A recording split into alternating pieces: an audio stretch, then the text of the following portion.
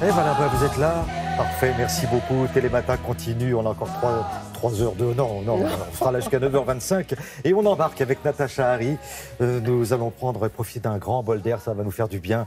Et nous partons à la recherche des dauphins. Bonjour Natacha. Bonjour Thierry. Alors, petite question que je me permets de vous poser, mais je vous l'ai posée tout à l'heure parce que je m'étonne toujours. Je croise des personnes qui ont vu des dauphins en Méditerranée, qui en ont vu ailleurs, qui en ont vu par-ci, par-là. Il y en a partout. Ben oui, et c'est plutôt bon signe. Pas dans la mer Bretonne. On peut voir effectivement des dauphins sur beaucoup de nos côtes françaises, en Bretagne, dans le golfe de Gascogne, en Méditerranée, comme vous le disiez. Alors, en fonction des endroits où on se situe, les espèces vont être différentes. Là, ce matin, on va embarquer pour les côtes bretonnes. On a embarqué à Cancale, précisément, avec une association qui s'appelle Al-Larc. Ça veut dire, en breton, même si je ne suis pas une spécialiste du breton, ça veut dire vers le large. Cette association a 2 missions principales. Observer et recenser les dauphins qui sont dans ce secteur. Il y aurait environ 500 dauphins qui vont de la baie de Seine jusque, grosso modo, à l'île de Bréa. Ce sont des grands dauphins. Et puis, ils sensibilisent également les plaisanciers et le public. Pour embarquer avec l'association, il faut être membre de l'association, tout simplement. Ce n'est pas un truc à touristes où il faut payer juste pour faire un petit tour de bateau. On est membre de l'association, on participe, on recense.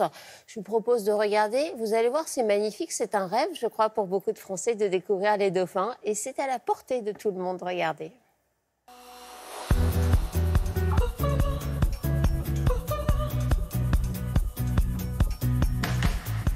Donc ce matin, 2 bateaux, on va se partager la zone.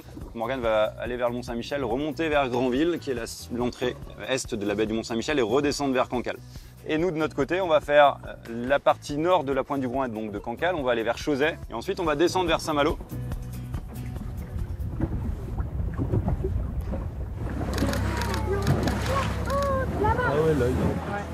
On va avoir un énorme saut, une grosse gerbe d'eau. Vous pouvez être certain que si vous voyez une grosse gerbe d'eau très loin, c'est du dauphin qui est dans le coin. Et donc, quand vous avez le soleil dans le dos et vous avez ces petits nuages à la surface de l'eau, vous voyez des arcs-en-ciel. Donc les petits arcs-en-ciel, c'est plutôt sympa pour trouver les grands dauphins. Et vous allez vous mettre en position de recherche. À vous tous, vous devez couvrir les 360 degrés autour du bateau. En Bretagne Nord, il est parfois possible de croiser la route de quelques marsouins ou de quelques rares dauphins communs. Des orques ont également été observés il y a 2 ans en baie de Saint-Brieuc, une situation qui reste néanmoins exceptionnelle. Mais ici, au large de Cancale, ce sont surtout de grands dauphins qui fréquentent ces eaux. Le grand dauphin est sédentaire dans la zone, c'est un animal côtier. Le grand dauphin vit toutes ses activités ici au cœur du golfe normanno-breton. Il se reproduit, il chasse, il interagit avec les autres animaux de son espèce. C'est un animal grégaire, il vit en troupeau. Et en ce moment, on a une bonne partie des petits qui sont nés, donc c'est plutôt sympa. Et pour découvrir leur nouveau terrain de jeu, les delphinos sont généralement encadrés de leur maman et d'une autre femelle, une marraine qui veille également sur eux. On voit régulièrement également des nurseries, plusieurs femelles qui s'occupent de plein de petits. C'est assez sympa à cette période de l'année. Donc nous on a vu un banc de dauphins devant le havre de Roténas, juste à la sortie près du chevreuil, du grand chevreuil. Ok, génial. Alors on les a vus il y a à peu près une demi-heure et ils prenaient la direction vers la pointe du Groin.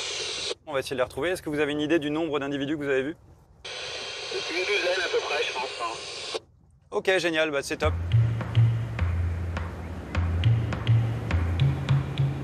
N'hésitez pas à faire des 360 aussi de votre côté.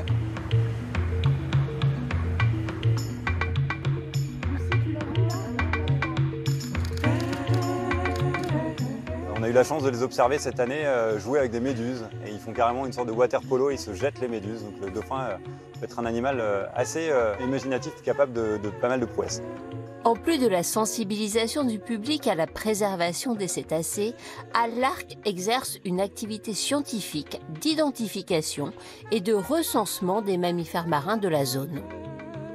Les protocoles scientifiques ici sont plutôt axés sur du dénombrement, donc on est sur de la photo-identification. Chaque dauphin est différent de son copain et de son voisin grâce aux entailles qu'ils ont sur les ailerons. Entre eux, ils se mordent violemment, ils sont des coupures, et chaque dauphin du coup a un aileron qui lui est propre. Donc on va prendre en photo ces ailerons et faire du coup une base de données d'ailerons. Et différentes études ont démontré qu'on était aux alentours de 500 individus. Il semblerait que la population ait tendance à plutôt être stable sur l'ensemble du golfe normanno-breton. ce qui est formidable, c'est qu'on n'est pas au bout du monde. Hein. Et non, là, on était donc dans la baie de Cancale, la baie du Mont-Saint-Michel, à la pointe du Groin. Donc, vous voyez, c'est vraiment accessible grâce à cette association, à l'Arc. C'est une bonne nouvelle, hein, ce que vous disiez, Oui. qu'il y ait autant de dauphins. Le dauphin est un grand prédateur, donc quand le dauphin va bien, c'est que les mers vont plutôt bien.